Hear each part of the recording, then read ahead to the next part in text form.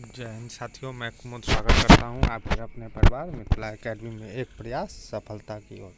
दोस्तों, अगर आप अभी तक इस चैनल को सब्सक्राइब नहीं किए हैं तो जल्दी सब्सक्राइब करें और लाइक और शेयर करना ना भूलें। दोस्तों, आज हम आपके साथ चर्चा करेंगे बहुत ही इम्पोर्टेंट टॉपिक जो आर्मी, नेवी, एयरफोर्स तीनों के लिए है।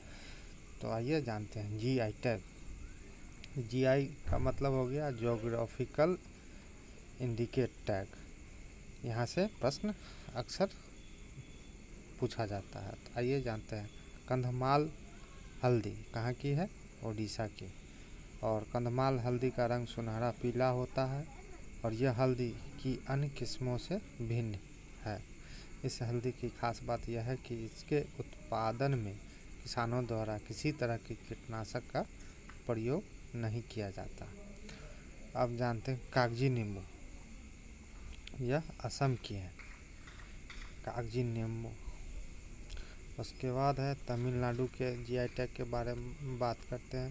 श्रीविल्लीपुतूर पलकोवा, इसकी की खासियत की बात करते हैं। तो इस पलकोवा को जो विशिष्ट बनाता है वह है कि इसे श्रीविल्लीपुतूर और उसके आसपास गायों का दूध का उपयोग करके बनाया गया है। दूध विक्रेता और सहकारी समिति से सुबह सुबह मंगवाया जाता है। यहाँ का दूध प्राकृतिक रूप से मीठा होता है और इसलिए मीठा बनाने के लिए केवल थोड़ा मात्रा में चीनी मिलाया जाता है। उत्पादन का औसत शेल्फ जीवन 7 से 10 दिन रहता है, यानी कि 7 से 10 दिन यह टिक सकता है। तो यह तमिलनाडु की एक खास प्रकार की मिठाई है। आगे हम जानते हैं कंडांगी साड़ी। यह तमिलनाडु की है, इसे भी GI टैग मिला है। तमिलनाडु में शिवांगा जिला में गराईकुडी तालुका में विनिर्मित कंडांगी साड़ी अपनी चौड़ी बॉर्डर के लिए काफ़ी प्रख्यात है।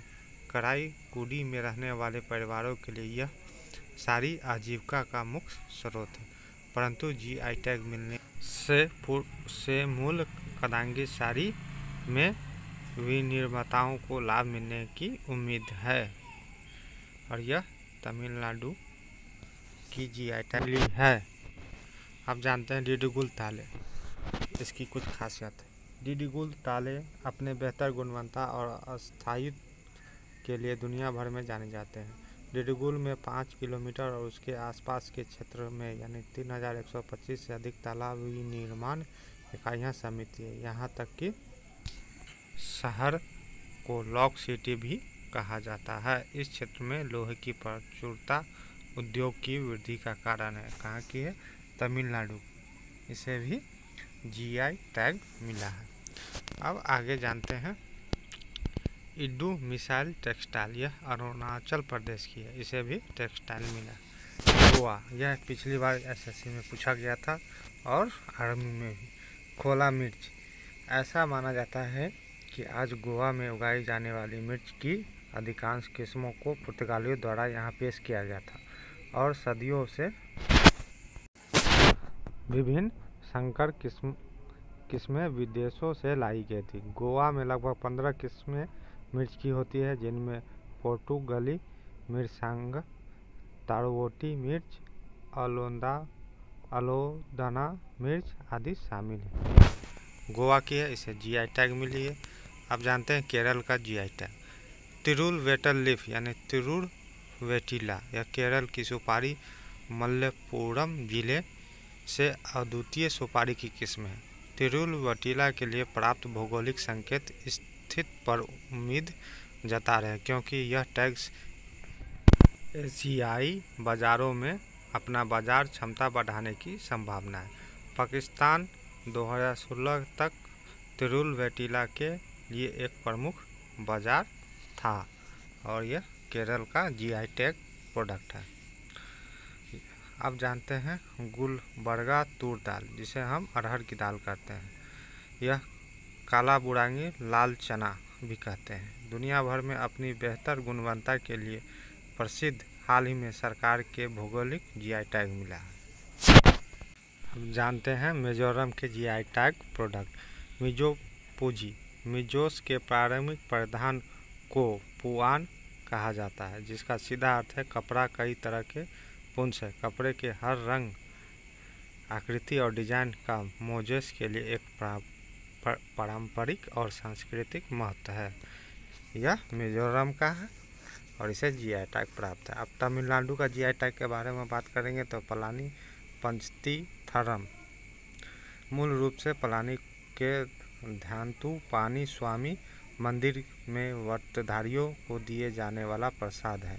इसे भी जीआई टैग प्राप्त है। अब कर्नाटक कुर्ग अरेबिका कॉफ़ी, इसे भी जीआई टैग प्राप्त है। केरल का GI tag Wayanad robusta coffee.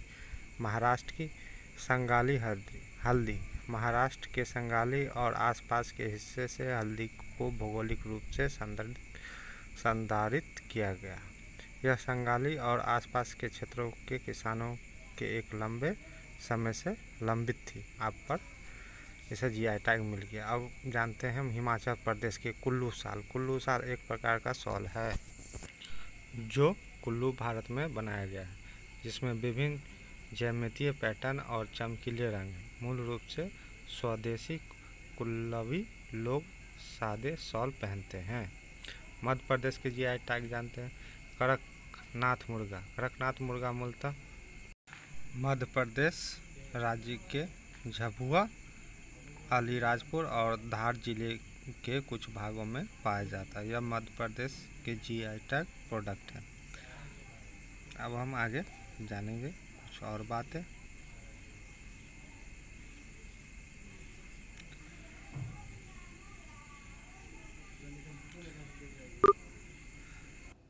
Chhattisgarh द्वारा भी कड़कनाथ मुर्गे पर जीआई टैग की मांग की जा रही है, लेकिन अंततः मध्य प्रदेश के दावों को मान्यता दी गई। कड़कनाथ मुर्गा मेलानिन वर्णक के कारण काले रंग का होता है, इसलिए इसे काली मासी भी कहा जाता है। इसके पंख, मांस, हड्डियां और खून भी काले रंग के होते हैं। सामान्य मुर्गा का खून लाल रंग का होता है। यह औषधीय गुणों से युक्त होता है तथा यह मुर्गों की अन्य प्रजातियों से अधिक पौष्टिक और सेहत के लिए लाभकारी होता है। जहां अन्य मुर्गों में 18 से 20% प्रोटीन पाया जाता है, वहीं कड़कनाथ मुर्गे में 25% प्रोटीन इसमें कोलेस्ट्रॉल की मात्रा अपेक्षाकृत कम पाई जाती है और आयरन अधिक पाया जाता है। चिकन की अन्य किस्म की तुलना में कड़कनाथ मुर्गा का उच्च प्रोटीन युक्त मांस, चूजे और अंडे बहुत ज़्यादा कीमत पर बेची जाती है। अब बनारस की साड़ी, यह बनारस में मिलती है। सिल्क साड़ी। सिल्क साड़ी तमिलनाडु की जीआई टैग की प्रोडक्ट है। अब आते हैं बिहार की, तो बिहार में कतरनी चावल को जीआई टैग मिला है। मगही पान को जीआई टैग मिला है। शाही लीची को जीआई टैग मिला है। शाही लीची को कब जीआई टैग मिला? 2018 में। उसके बाद जर्दालू आम को जीआई टैग मिला है। फिर सिलावर खाजा को भी जीआई टैग मिला है। अब छऊ मुखौटा के बारे में जानते हैं। यह पश्चिम बंगाल की जीआई टैग प्रोडक्ट। छऊ मुखौटा भारतीय राज्य पश्चिम बंगाल में पुरुलिया की एक पारंपरिक सांस्कृतिक विरासत है। पुरुलिया की एक पारंपरिक सांस्कृतिक विरासत है। अब पुरुलिया छऊ नृत्य और ओडिशा छऊ नृत्य के बीच मुख्य अंतर मास्क का उपयोग है। छऊ नृत्य में मुखौटा का उपयोग करता है, लेकिन ओडिशा नहीं करता है, जिससे शरीर की गति और हाव भाव के साथ चेहरे की अभिव्यक्ति का संयोजन होता है। अब जानते हैं महाराष्ट्र के जीआई टैग प्रोडक्ट। अल्फांसो आम। सरकार ने महाराष्ट्र की रत्नागिरी, सिंधुदुर्ग और आसपास के अन्य क्षेत्रों को अल्फांसो मैंगो को भौगोलिक संकेत यानी कि जीआई टैग प्रदान किया है। एक ऐसा कदम जो इस किस्म के फलों को प्रामाणिकता की पहचान करने में मदद करेगा। अब जानते हैं जीआई टैग यानी ज्योग्राफिकल इंडिकेशन टैग, जिसे हम जीआई टैग कहते हैं। भारतीय संसद ने 1999 में रजिस्ट्रेशन एंड प्रोडक्शन एक्ट के तहत जियोग्राफिकल इंडेक्स ऑफ गुड्स लागू किया था। इस आधार पर भारत के किसी भी क्षेत्र में पाए जाने वाले विशिष्ट वस्तु का कानूनी अधिकार उस राज्य को दे दिया जाता है। 2004 और 5 में दार्जिलिंग चाय पर पहला जीआई टैग उत्पाद बनाया गया। जीआई के अधिकार हासिल करने के लिए चेन्नई स्थित जीआई डेटाबेस में अप्लाई करना पड़ा। इसके अधिकार व्यक्तियों, उत्पादकों और संसाधनों के दिए जा सकते हैं। एक बार रजिस्ट्री हो जाने के बाद 10 साल तक यह जीआई टैग मान्य होता है। इसके बाद इन्हें फिर रेन्यू कराना पड़ता है। पहला जीआई टैग साल 2004 में दार्जिलिंग चाय को दिया गया था। आप जानते हैं रसगुल्ले के बारे में। रसगुल्लों की मिठास में शायद ही कोई अछूता रहा हो, लेकिन यह मिठास पश्चिम बंगाल और उड़ीसा के बीच खटास का कारण बन गई थी। ये दोनों राज्य साल 2015 से इस विवाद में थे कि रसगुल्ले का जीआई टैग उनके प्रवेश को दिया जाना चाहिए। पश्चिम बंगाल ने अपना पक्ष रखते हुए कहा कि रसगुल्ले को सबसे पहले नवीन चंद्र दास नाम के हलवाई ने 1860 के दशक में बनाया था। वहीं उड़ीसा का कहना है कि 12वीं शताब्दी से जगन्नाथपुरी मंदिर में भोग लगाने के लिए रसगुल्ले का प्रयोग किया जाता है। तो दोस्तों, आज का सफ़र यहीं समाप्त होता है। यह वीडियो कैसी लगी आप हमें कमेंट्स के माध्यम से ज़रूर बताइएगा।